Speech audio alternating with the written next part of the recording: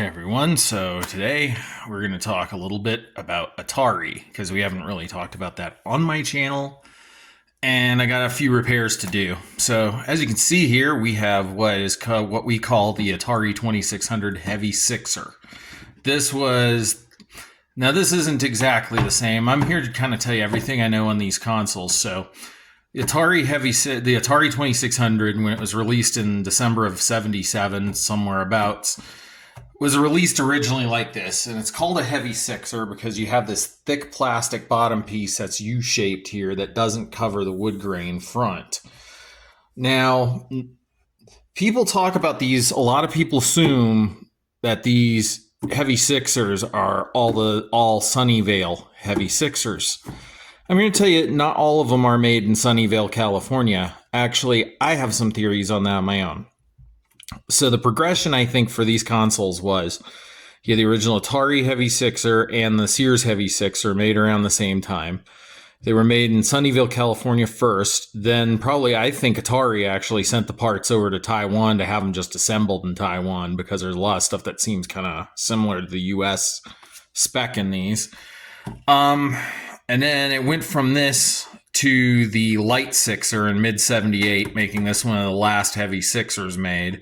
And then the Light Sixers went from about mid-'78 until about 82, overlapping with what they call the Woody. Now, the wood grain for a switch is like the Light Sixer, or like the Light Sixer, but these controls, your difficulty switches, the skill switches allow you to adjust the game, were moved back here. And all this back here, your controller ports, your jack are all mounted in there, mounted on the back of this, because it's all one circuit board.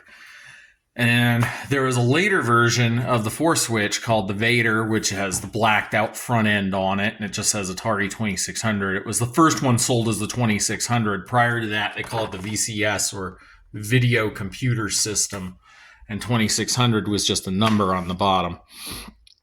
After that, when they came back with the Fun Is Back in $50, about 86 or so, they came out with the smaller one, the 2600 Junior, which was about, the entire unit was about the size of this ridge piece here and about as thick as this wood panel here. And it had 2 push buttons over here for reset and select, and power and black and white color was over here.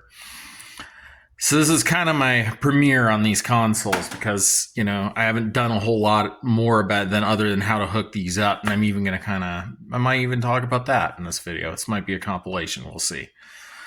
So anyway, what we have here is a Taiwan Heavy Sixer, one of the last ones made. You can tell because it's got the heavy bottom end. Some things to check when you are looking at a heavy sixer to tell what it is. First off, you have this label here. American serial numbers typically have a 6-digit number and then a letter after that, and it'll say, it won't have the made in Taiwan. It will say manufactured by Atari Incorporated, Sunnyvale, California. And of course, these model number are CX2600. And mine has the FCC approval, TV363. You have all the patents, numbers, and all that fun stuff there. So you can see mine's Taiwanese. It says made in Taiwan.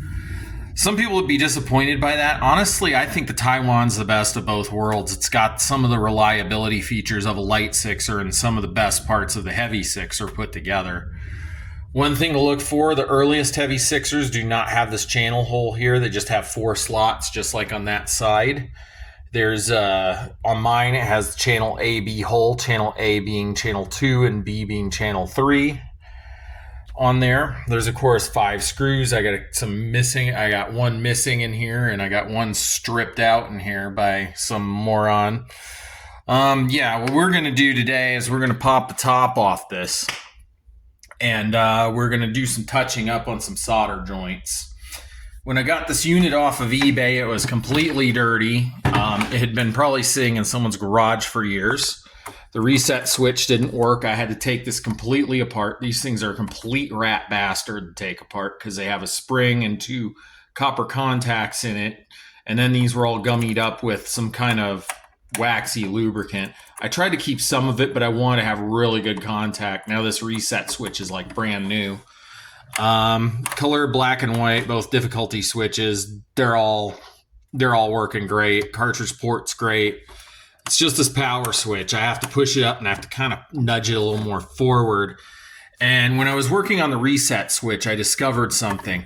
A lot of people think that when these old Atari units, when they don't work right, it's generally because the switches are dirty, but that's not always necessarily a case. These switches have a lot of metal in them, a lot of meat for the signal to get passed through. It doesn't take a heck of a whole lot to really send that signal through these switches. But another thing I discovered was while I was fiddling around with the reset switch, I was using my voltometer over here to test it with some test leads. I was finding that it wasn't carrying the signal when I pressed down here to the circuit board from the legs of the switch. And so I was like, okay, so we have some cracked solder joints, and I think that's probably what's going on here with this power switch. I'm also maybe going to tighten up some of the power switch joints here. So we're going to get the top off this monster, and we're going to kind of dig into the insides of a Taiwanese heavy and maybe even talk about some more of the tech behind it. Once you have all the screws out, you just get the front off like this. It just lifts up. On mine, it fits really tight. I don't think this console was taken apart once in its previous life. And there you go, the top of it comes off. So there's what your heavy sixer looks like. Another thing I've been told, the shape of these grommets is different than the regular heavy sixers on some of these. You get an orange band with the Taiwanese. With some of the American ones, it's yellow. Of course, on the telegames, this whole area is silver. These switches are rebranded Expert Novus, and it's got a chrome. I have a light sixer telegames. That's the one you usually see me playing on YouTube. So there we go. Of course, you have the classic wood grain in here. You can tell pretty much all the heavy sixers are going to have these vents here. Just some fun Atari trivia. When they were designing the VCS back in the mid 70s, these ports right here, and as you can see on mine, I have one that's just sticking completely up and the other one's partially down. These were designed to allow you to put speakers inside the console, so then you could. Actually, it was designed because Atari was intending to put the speakers inside the console and have them be stereo, so left player would have audio from here and right player. So during combat, you'd have like stereo separation. Pretty cool. We're not going to dig too deep in this.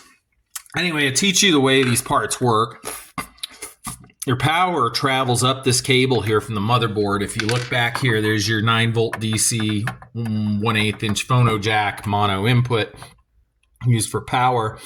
Feeds 9 volts, really more like around 14. And it goes into this 2200 UF cap here. Most recap kits have that. And then that goes and splits off the ground to cut down the signal to about 9 volts, which then this switch turns on and off when you flip it up. And then this switch goes and sends all the power signals for the motherboard, which is in here, to this voltage regulator, this 7805, which drops it down to 5 volts to operate the actual computer. On a 4 switch, it's typically all just one big board, but on these 6 switches, it's 2 separate boards. On the oldest heavy sixers, these connector cables were usually a flat white ribbon cable. I've had one other heavy sixer. It actually died because this piece failed. I might get it back someday. I might not. We'll see. But this right here, this is with the Taiwanese heavy sixer cable connect. And this is actually much more reliable than that. When Atari was still making them in the States, they had them with a red cable or a gray ribbon cable afterwards. That was actually, PVC with the wires in it. Cartridge port, of course, you can always tell a sixer because the cartridge port is way more deep inset, and that's because it sits in this metal box here. Even though it looks like there's 3 adjustment holes, there's 2 if you're adjusting it. There's this right here, which is your chroma luma. So if your colors seem weird, you get a flathead screwdriver, you stick it down in there and you turn it. You want to nudge it ever so slightly. I would use a game that you're familiar with the colors with, or watch a YouTube while you do it, so then you can kind of match the colors up and get them right. Of course, it might vary a little bit from television to television or input device you're using or whatever you're using to play Atari on these days. And then this is sort of a channel slash something yoke of some kind. And I've learned by turning this, if you loosen this, if you make that go up, it makes the picture brighter. If you turn it down, it makes it darker, and it makes it have like cross hatches and straight lines. You'll see them turning like this when you turn that. I've adjusted that in this and my Light Sixer, and both of them have an incredible freaking picture for RF. Something key on these, because I really like to use these with RF because of the picture quality that you get with RF on a 2600. It's part of the character, that whole... If you ever see me, like when I play Adventure or some of the early titles, there's like this shadow that goes around certain parts on screen and gives it almost this Logan's Run-esque 70s retro 3D effect that you just don't get with emulation, and you don't get without using the actual console. So we're going to start. To take this board out, you have to disconnect your RF connector, which is hardwired in here. It's really this. Key thing, if you have a bad cable, you'll want to look for one with a short pin like this. You could also just shorten a pin on a full-size RCA cable and use that. Oh yeah, more of the anatomy. This is your RF switch box. This is what most people remove when they put an AV mod in. I'm not removing mine. I'm keeping RF. I love RF. I like the way it looks.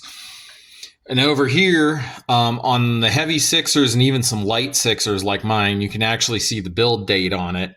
I think mine is like it looks like July 11th, 1978. Was what mine was stamped. So mine's this is a 1978 heavy Sixer. So it's a 70s model. And then I don't know what's under this. I taped this back down, but it looks like it might be another stamping of like a lot code, like a 9970500359 or whatever. But it looks like it's got two of these. Interesting, because I only have one serial number, so I don't know what the hell the deal with that is. Before you start dealing with the board, you want to take these foam things off, the switches, so you don't lose them. And this applies also if you're working on a 4-switch or a Light Sixer. Anyway, we're going to reconvene here in a moment and talk a little more about what I'm going to do to this today to clean up the board. So now we've got the switchboard out to tell you what these look like. So as you can see, this is the reset switch that I touched up. They didn't put a whole lot of solder on a lot of these, except this one pin here. I'm going to start touching these up on some of these. I'm not going to bother with these because they're not broken, but I think the power switch might have a problem. The way I usually test these is when I want power, the power switch should be up. And as you can see, this is what we call a double pull, double throw switch. So each row of 3 is a pull, and pull is where the electrical connection is. So when the Atari is off, these center 2 pins connect to this off position grounding thing here together, and that's what they do. But then when you flip the unit on, it repositions up to here and it connects these 2 lines together, sending power through the switch. Now, while this is a double pull, double throw switch, you'll notice something. The brighter colored green here is what we call a solder mask or solder trace. And what that is that's the electrical connections on the back of this circuit board that connect everything. So if I was to kind of point it out to you, I mean, this is the part heading up towards where your... This is the part that heads up towards one end of the capacitor and then heads over here to send power to it. And then this middle end here kind of gets power off of something else up here. You know, so it's all that. I don't understand the circuitry entirely, but you can get a service manual at atariage.com. You can kind of trace all that. So what we're going to focus on here is this area. So how I usually test this stuff when I'm working on these old Atari units, I'm not going to use the voltage thing. I'm going to use this. So what we're going to do is we're going to put it on this continuity beep here. AKA what it does is when I put these 2 probes together, I don't know if you can see this, try to catch on it, like right there. If I touch these 2 probes together like that, it makes them beep.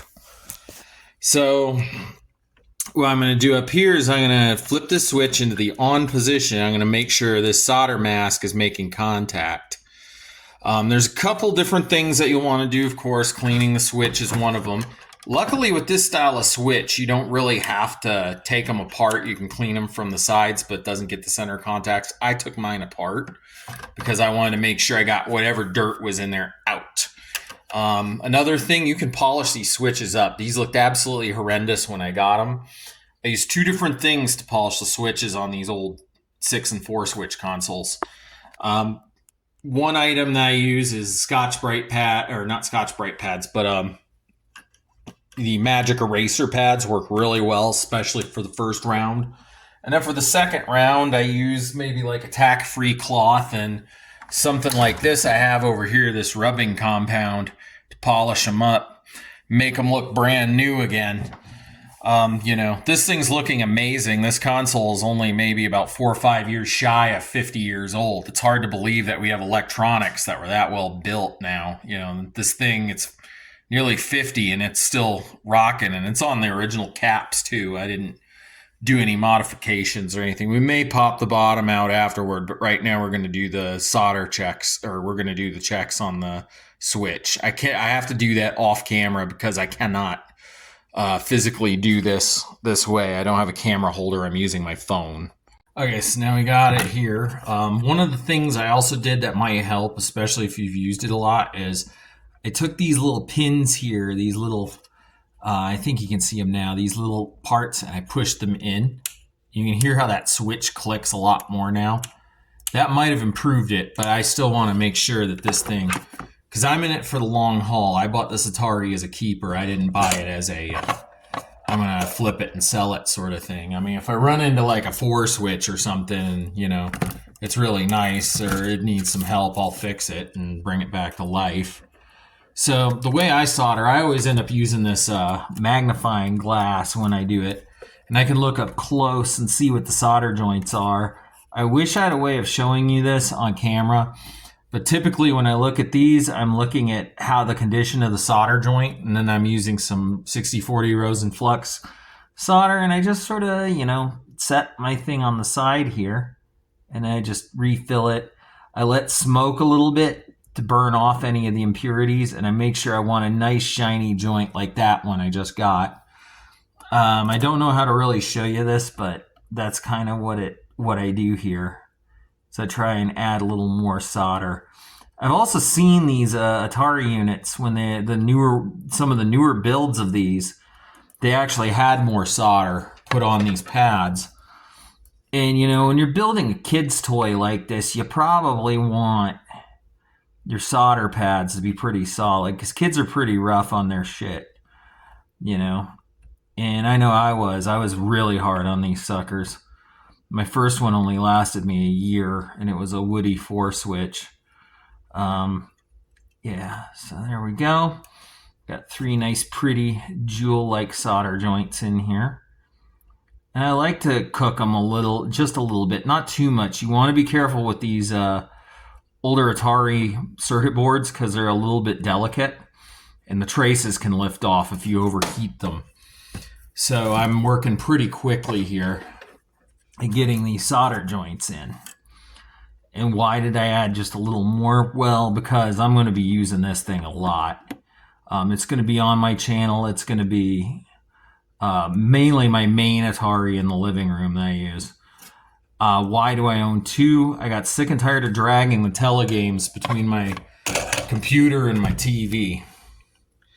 So now, there it is. Hopefully you can see. There it is, right there. That's my new solder joints. They're very shiny to the point they're like mirrors. And that's going to really make sure that goes through. Now what I'm going to do here with this is I'm going to move this out of the way of my camera. I'm going to see if I can get us a little better angle on that. Maybe we can just dip the camera in or something like that. I don't know. Maybe we'll just pin it behind that. No. Yeah, I had it all positioned well. Well, yeah, this is what it takes to do YouTube videos. So now what I'm going to do, now that all those solder joints have been touched up, I'm going to test them with the continuity tester. So do that. And then right here, I'm going to flip the switch in the up on. Whoa. After I knock my camera over. Shit. Here we go. So now I'm going to test them right here. In the on position, I'm going to flip it on and knock my camera over again. Someone get this man a tripod. So yeah, what I'm going to do here is I'm going to test. I'm going to show you the test points to make sure that's getting continuity. So we'll test here and here. And we've got it, I think. And these, all four of these should be bridged, I believe. Yeah, so right now we're getting the bridged contact there.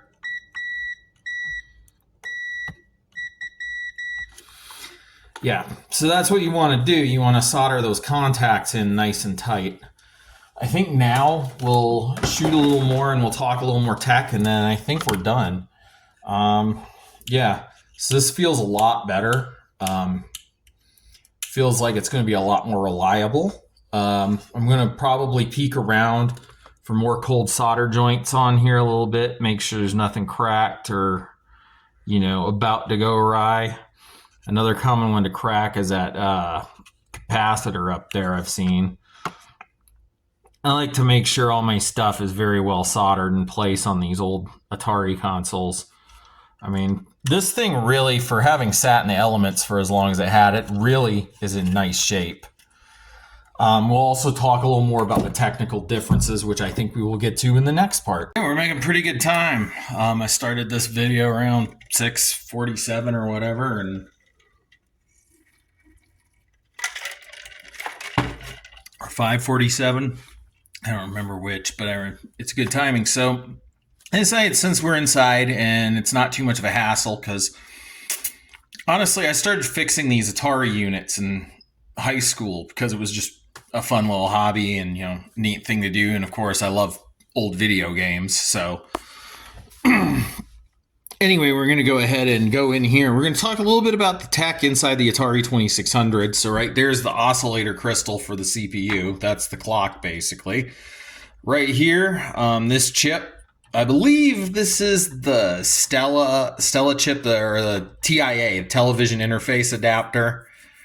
And then up there's the Riot chip, and there's your 6507 processor chip running at 1.77 or 1.79 megahertz. Over here is a hex inverter chip that's used. Actually, a lot of the video signal and stuff gets routed through this. I was reading on Atari Age about this. This chip right here is one of the reasons the Sixers are so good. It's because they have that hex inverter or hex buffer chip in there that really, really kind of helps clean up and boost up the signal. That's one reason I like the Sixers so much, is that chip there. There goes my VOM warning me its battery is being used up. So you had the TIA, the Riot, and the Stella. That's the Riot chip, and that's the TIA. These, at least this one I know for a fact, is custom Atari silicon. I think that's something else custom they did too. Back here you have your cartridge ports, basically right-angled DIN 5 connectors. All that there is a grounding bus for this top cover. There's your chroma luma adjustment right there, R211. As they put it, they call it color delay adjustment. And what it does is it adjusts the color frequency of the Atari to get it just right over RF. And then there's that choke I was talking about. As you can see, I have it pretty cranked down. I get a really nice picture out of these by just fiddling with that and fiddling with that a little bit. Don't be too afraid. Just the thing you need, though, to work with this, you need a fine eye. You need to really be looking at the screen hard, because you're going to get cross hatches and weird patterns when you turn that. And if you have an old unit, maybe somebody was in it fiddling around, they were messing with that. If you have that problem, just turn that around a bit. So yeah, that's what the motherboard looks like in here. And some fun trivia is this port right here was actually for a built-in ROM chip. So it was actually supposed to have a game built into it originally. So really you can see there's a lot of cool stuff in the Heavy Sixers that kind of shows what Atari changed when they went to market with this unit, because it was originally going to have a built-in game and built-in speakers, and they decided to omit that. Honestly, I prefer it the way they came out with it. I think it was a great way, and it set the stage for the industry. On the American Heavy Sixers, the ribbon cable usually has its own connector here, so if you have one of these wire connectors, you want to be careful with it. I'm also looking at this because I'm looking for cold solder joints. You can see right where I touched up the power connector. Looking through here, yeah, there's like it's looking pretty nice otherwise. I mean, this is mostly all the original solder. I haven't touched this very much, but I always look them over. Over here, you can kind of see the revision of the boards on here. This is a Rev B CO10433 board. That was common to the Taiwanese Heavy Sixers. A little short detail here I wanted to talk about was the difference between the screws that put this metal plate on the bottom and put the motherboard in. This is the motherboard screw, and this is the bottom plate screw. As you can see, the bottom plate screw is slightly thicker, and these are the ones that you use to put the motherboard in with. So let's kind of go over what you should have here. Just to show you, this is where the screws go when you put these back together. You got 2 up here, and then you got 4 down there. You want to leave these 2 open because you have these 2 screws on the bottom with the dual washers. Those are what affix it to the bottom. That also tells another cool thing about these Sixers is you can take the whole motherboard and that out all at once, and you can test it on your bench without it being in the case. That's one of the other things I really like about the Sixer models, is because you can work on them outside of the case and take them all out as one piece. You can do that with a 4 switch, but I just really think these are a lot easier to work on, and it's a lot easier to spot, issues with the switchboard and the parts you interact with the most, since those are usually the parts that have the most problems. Anyway, one other thing to keep in mind with the Sixers, especially these Taiwanese ones, don't do this. I got to pop this bottom cover and I got to realign it. We're going to talk about realigning parts too, because when I put this, when I got this one, some of the alignment was off on the top cover. Before we button her back up, I wanted to talk a little bit about how all this goes together and how you want to align it a little bit. Because you probably want your switches, you want this down almost as much as you can to make sure, things like your power switch actually, where they should be, it feels so much better. So what I'm going to do, I'm going to finish putting this back together. I also want to talk about the earlier boards on these, the American boards. Some of them you have an Atari Fuji on the back that says Innovative Leisure on the back. That's usually a sign of a Sunnyvale part. Or even the Atari minus the little sweep out Fuji logo. So that's just some of the vintage stuff. To let you know. Another thing, and I know they didn't do this from the factory, but in the factory, a lot of times they neglected to use this little piece right over here. There's a little cable guide, and that runs through here and then runs it out the back of the console.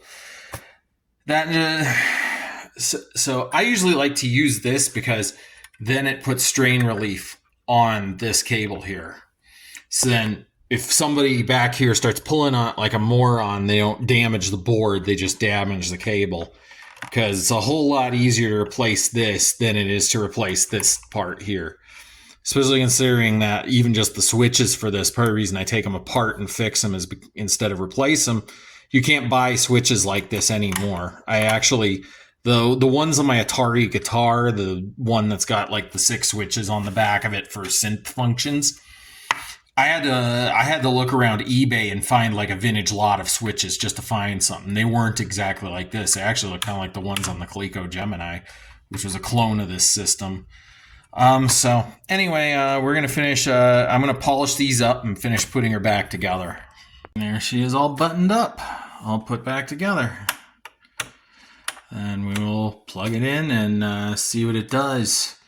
Maybe later I'll do a video of me cleaning up the paddle controllers I got with this, because yeah, they're a little jittery. Not very, just a little bit. Yep. And finally, the test. Yep. There it goes.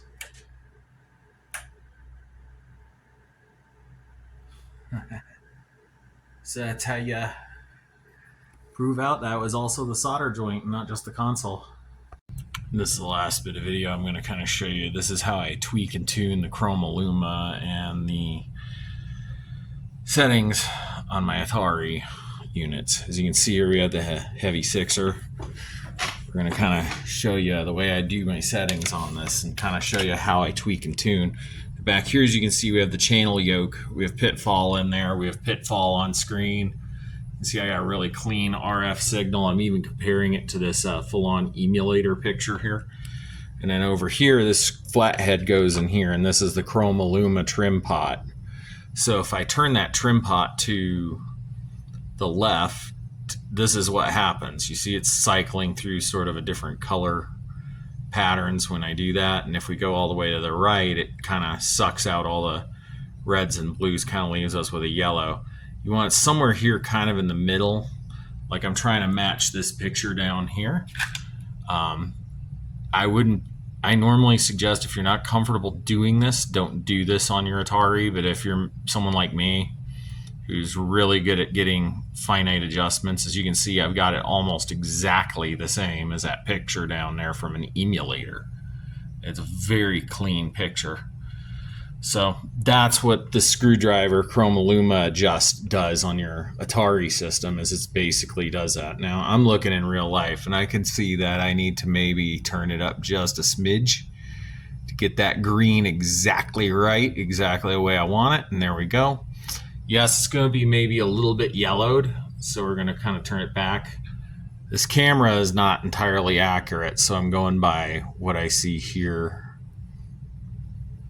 Cameras make your picture look a little bit brighter, so what might not look right when you see the results of this when I play some games on the heavy sixer on YouTube, you're going to kind of be able to tell that I got the colors just right between the Atari and that.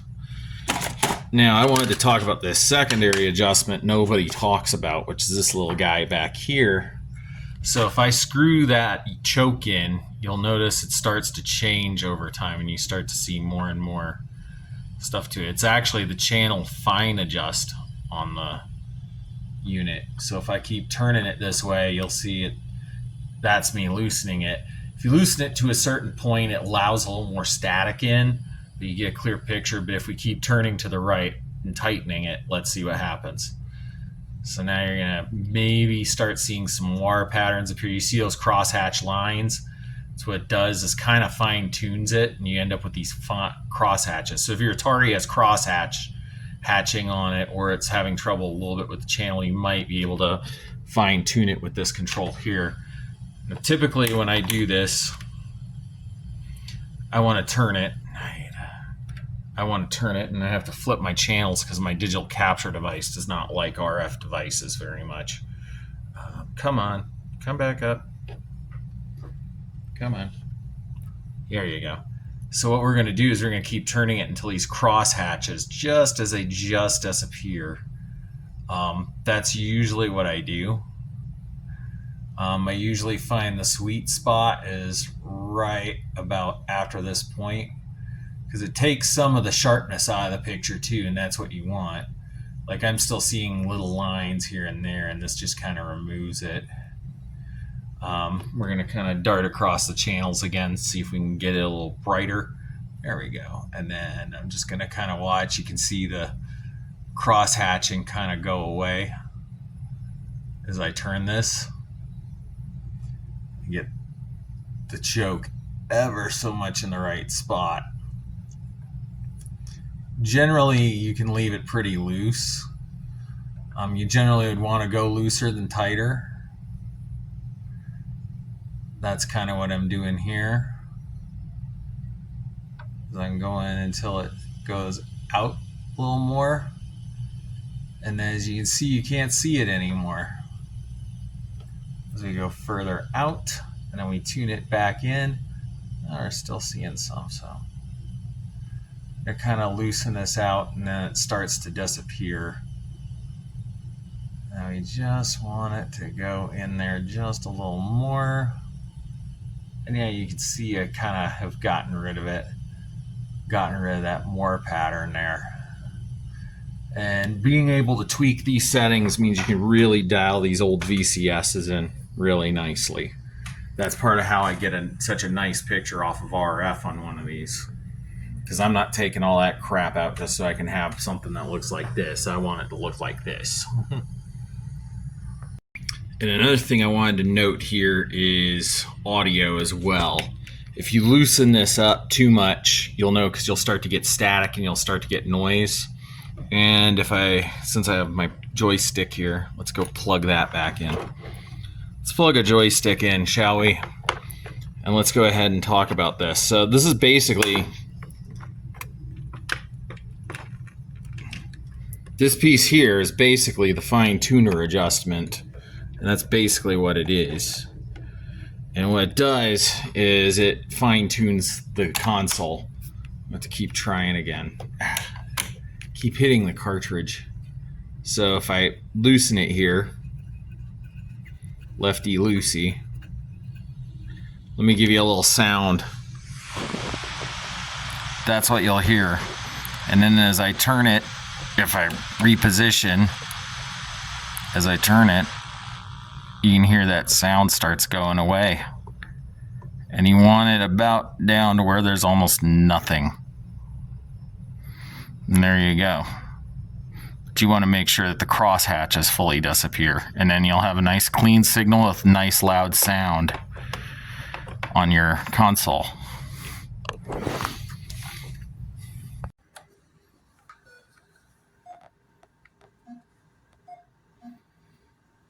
Yes, I'm playing Pong one-handed.